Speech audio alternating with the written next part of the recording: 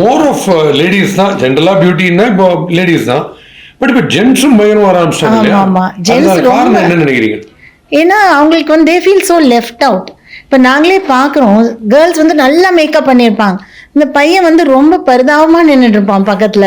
அவனுக்கு வந்து யாருமே ஒண்ணுமே கைட் பண்ணி இருக்க மாட்டாங்க, அந்த பொண்ணு ஒன்றும் சொல்லியிருக்க மாட்டான்.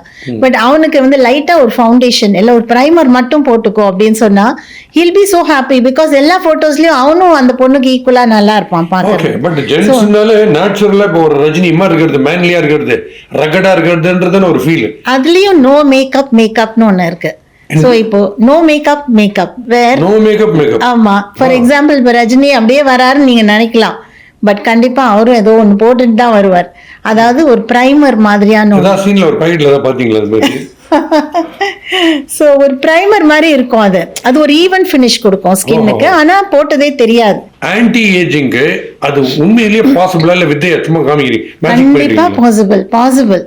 ஏன்னா முன்னெல்லாம் ஆன்டி ஏஜிங்னா 45-50 வயசுல தான் சொல்லுவாங்க எல்லாரும்.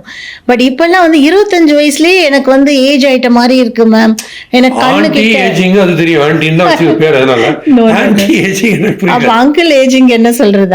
அந்தந்த வயசுக்கு அந்த வயசு தெரிஞ்சாதானே நல்லா இருக்கும். சம்டைம்ஸ் இப்போ நாகார்ஜுனா இருக்காரு, நம்ம அனில் கபூர்லாம், அவங்க நேச்சுரலாவே ரொம்ப யங்கா இருக்காங்க பாக்குறதுக்கு. பட் யூ திங்க் அவங்க எல்லாம் கூட இந்த ப்ராசஸ்ல கண்டிப்பா இருப்பாங்க, கண்டிப்பா அவங்க எல்லாம் யூஸ் பண்ணிருப்பாங்க. யாருமே யூஸ் பண்ணாம நான் நேச்சுரலா இவ்வளவு அழகா இருக்கேன்னு சொல்றவங்க யாருமே இருக்க மாட்டாங்க.